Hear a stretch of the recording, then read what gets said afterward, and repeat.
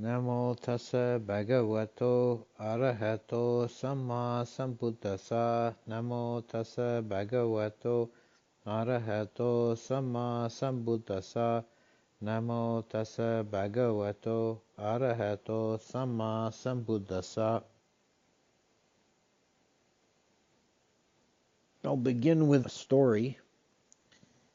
Sokka, the king of the gods, has 4 daughters. They're Asa, Sada, Siri, and Hiri, or in English, luck, faith, hope, and honor.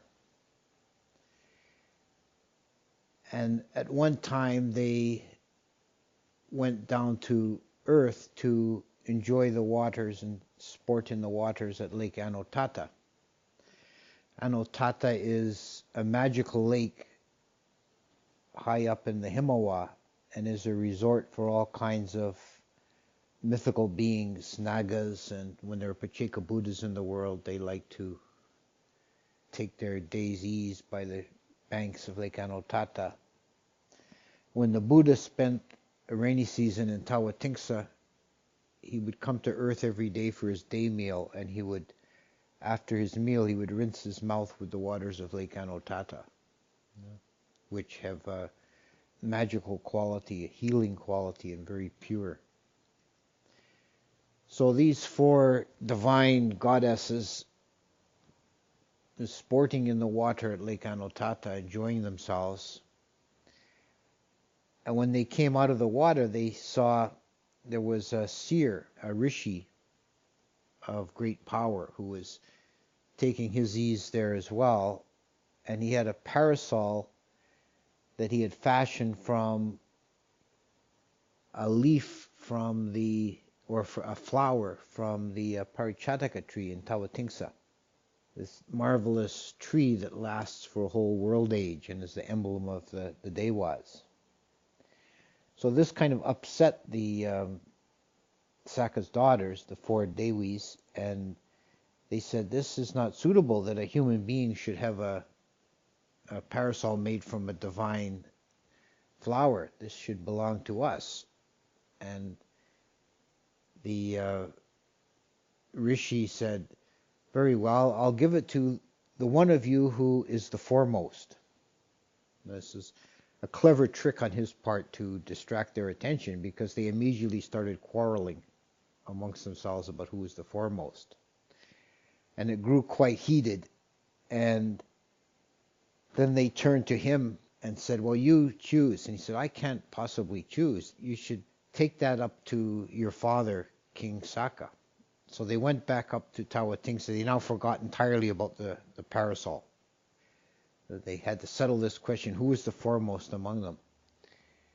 And they went into the audience hall of King Sokka, who is the lord of the gods of Tawatingsa, is a courageous warrior who goes into battle against the Asuras. And all beings are in awe of Sokka.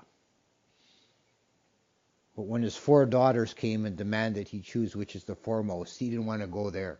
He didn't want to deal with that one. So he said, I can't possibly choose between you, my dears. We'll have to give this decision to someone else. And he hit on the idea of taking it to a holy man, Kausya, who lived on earth on the slopes of Mount Gandamana.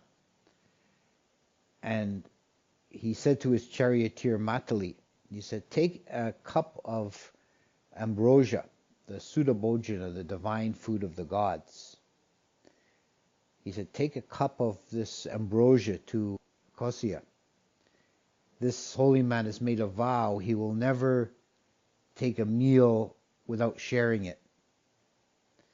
So when he has the ambrosia cup in his hand, then the 4 daughters will appear, and whichever one he shares it with is the foremost.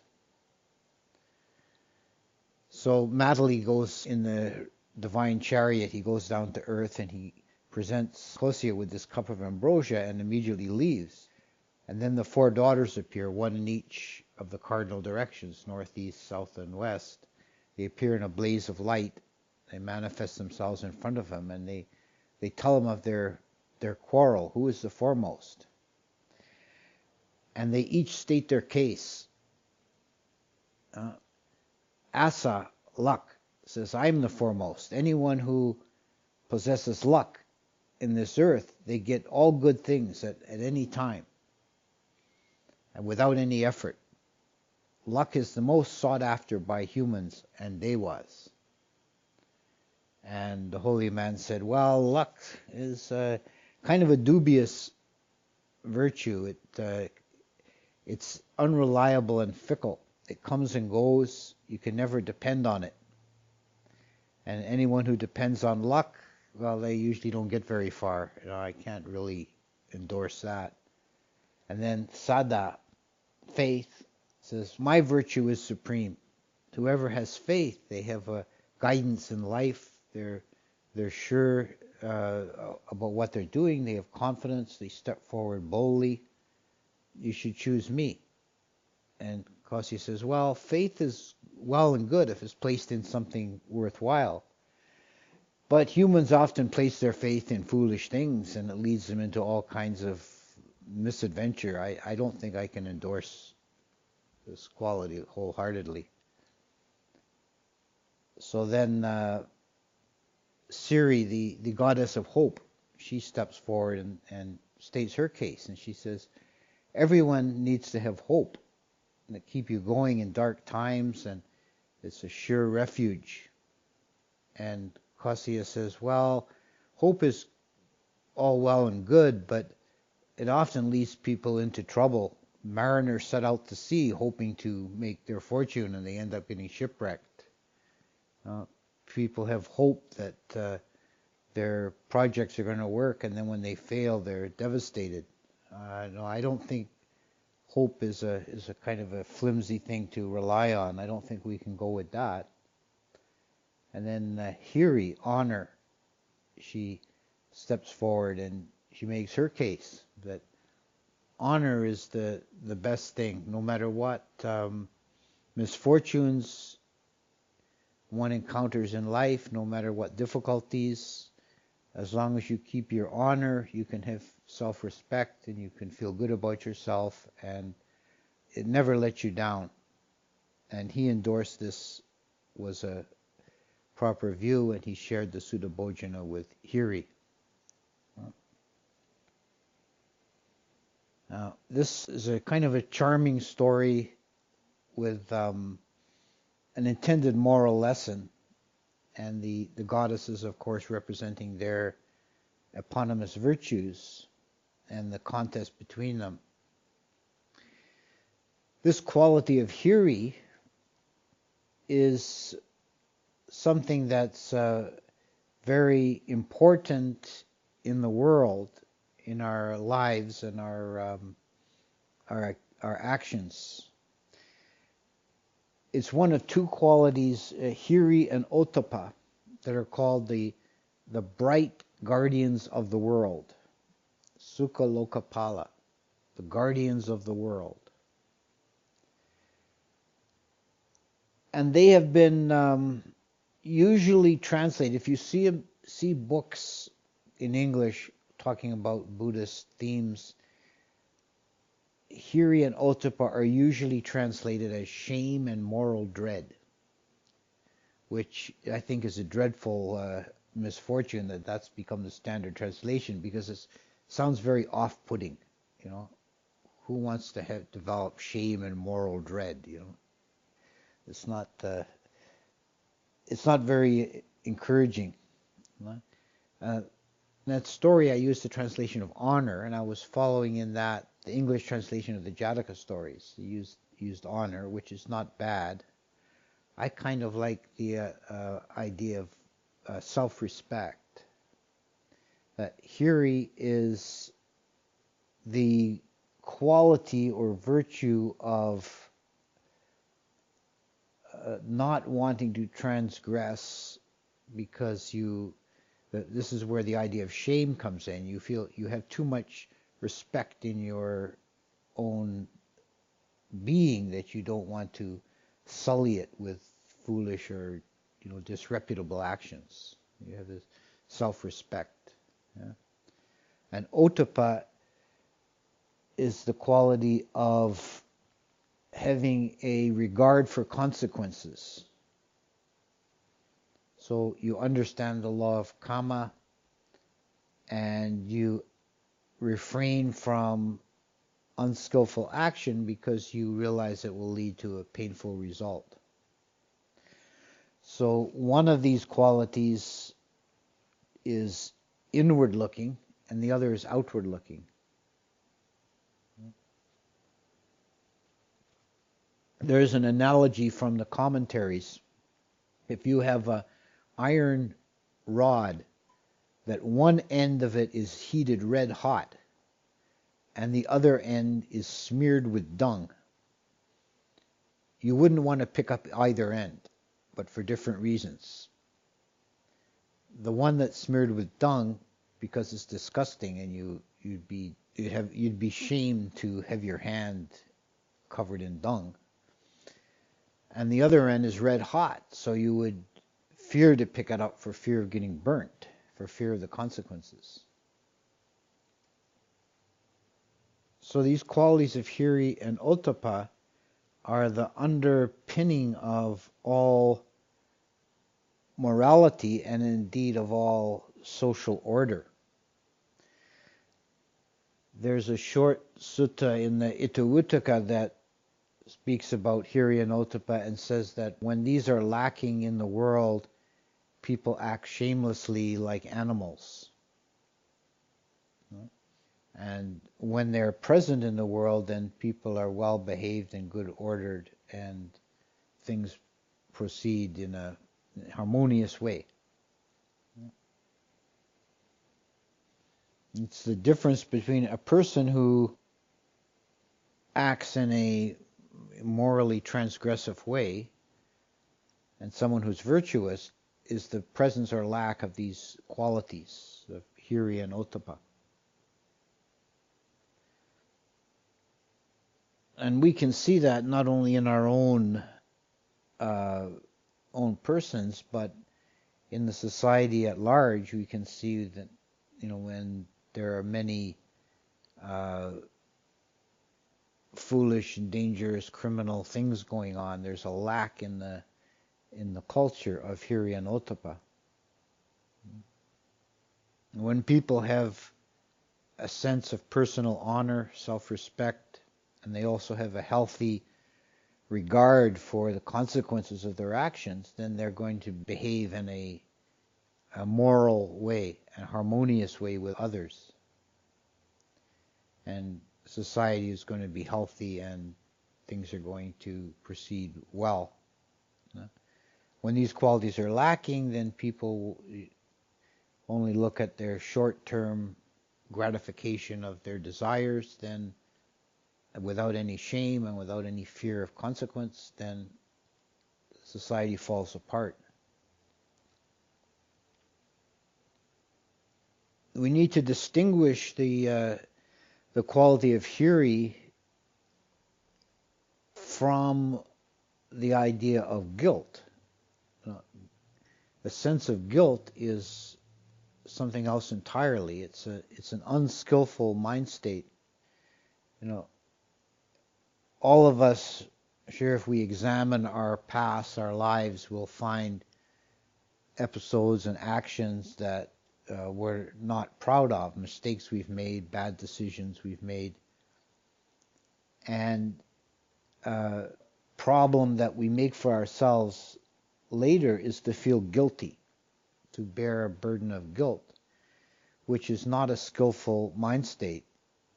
It's a way of punishing ourselves, and it's really quite unproductive. This regret and remorse and guilt are something that can plague the mind and is an unskillful way of dealing with our memories and our thoughts. If one has an understanding of both of the law of Kamma and also of the Buddhist teaching around the emptiness of personality, of not self, then one can regard things done in the past in a with the eye of wisdom and see this action was done skillfully. This was for the good. This action was done unskillfully. It was not conducive to the good. And just judge them dispassionately and with wisdom and understanding, and use it as a lesson to guide your actions in the future. What was done in the past is done. It's over. It's no longer at this moment a reality. It's only a mental formation.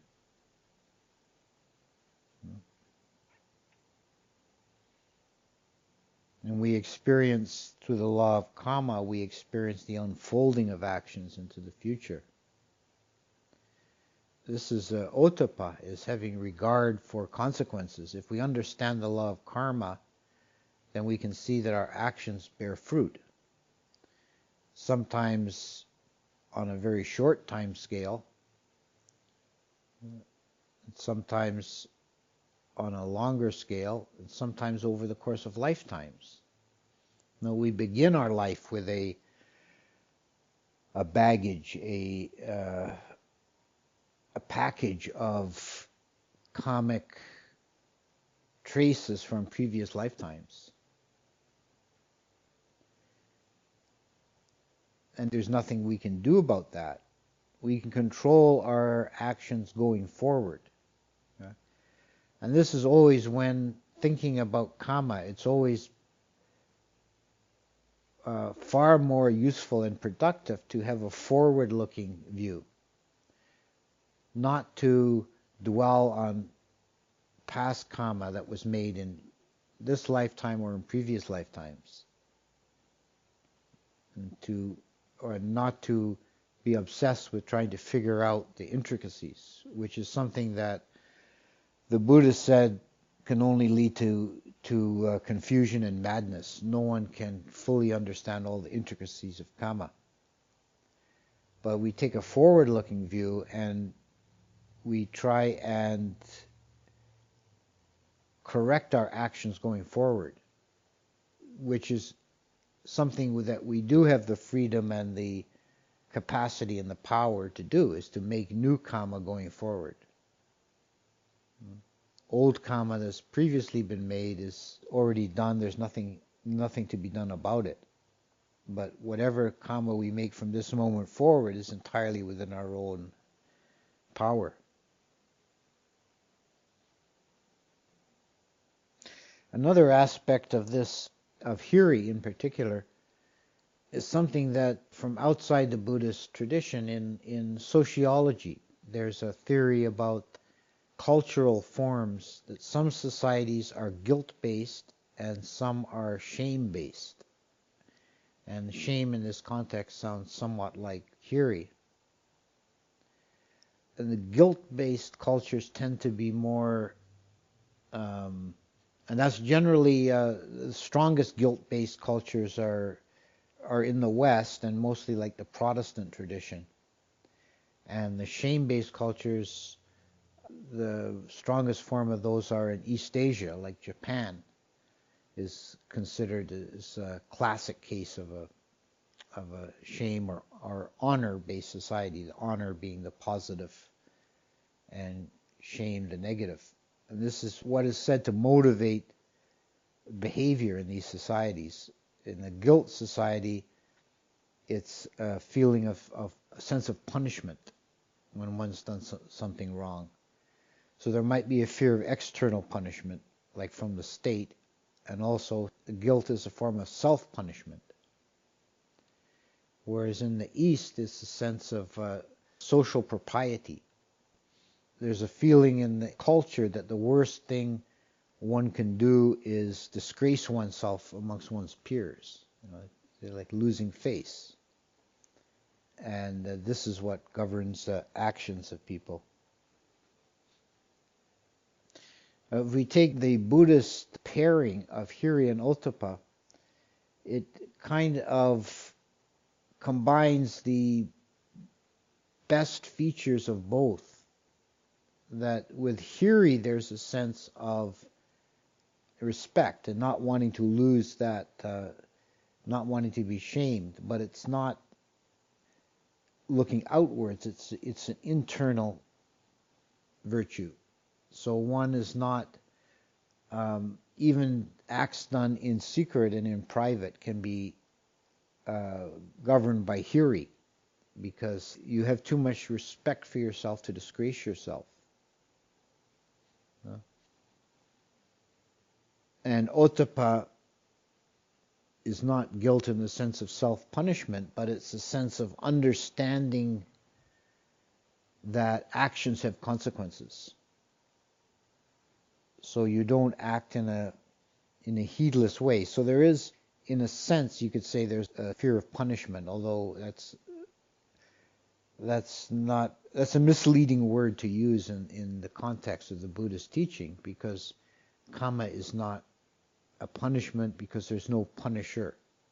It's just a natural law that what goes around comes around. Is a colloquial way of expressing it. That if we perform skillful actions, we will receive favorable results, and if we perform unskillful actions, we will receive unfavorable results.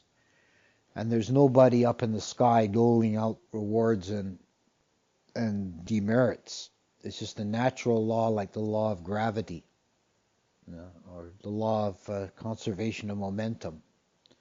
It's just an understanding that certain actions have certain consequences, and that if we lead our lives according to that principle, then they will be more harmonious. So those are the qualities underpinning the actions, virtuous or otherwise, in the world. And the specific guidelines for ethics given in the Theravada is either the 5 precepts or the 10 right courses of action, which are basically the same thing, just expressed in a different format. And the idea of the precepts, properly understood, is the expression in a formal way of Hiri and Ottappa. That actions done within the bounds of the precepts are governed by Hiri and Ottappa. In Pali, the formula for taking the precepts is Sikkapada Samadhiyami. I will endeavor to train myself to follow this guideline, which is quite a different spirit than, say, a commandment. Well, this is not like a commandment that comes down from on high and you're going to be tormented if you disobey. This is like wise advice from an elder. That this is how you can live your life well. And if you follow these guidelines, you will have less suffering in the world. Your life will be more harmonious. You will not have to deal with evil consequences. Whenever we break a precept, we end up suffering for it. Sometimes the suffering is almost immediate, and sometimes it's long delayed. But there's always a negative consequence to it.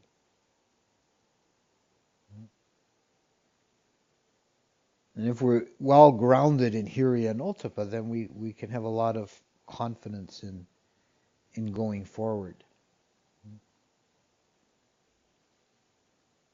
I would say if you have a good grounding in Hiri, then you get the blessings of all of Sokka's daughters. No? Because if you have the self-respect and you act from a a sense of not wanting to be shamed, so you're acting wisely, then you're making good karma. So you'll have what the world calls luck. Really, there's no such thing as luck. There's no random arising. Things happen according to cause and condition. So if you're making good karma, you will have good results. And the world will perceive you as lucky. And you have your faith placed in something solid. You have your faith, your confidence in your own virtue. And you can have a justified hope that things are going to work out and improve for you because you're laying a good foundation. You're not hoping on miracles. Your hope is based on the unfoldment of results of wise actions you're taking now. So I'll stop there.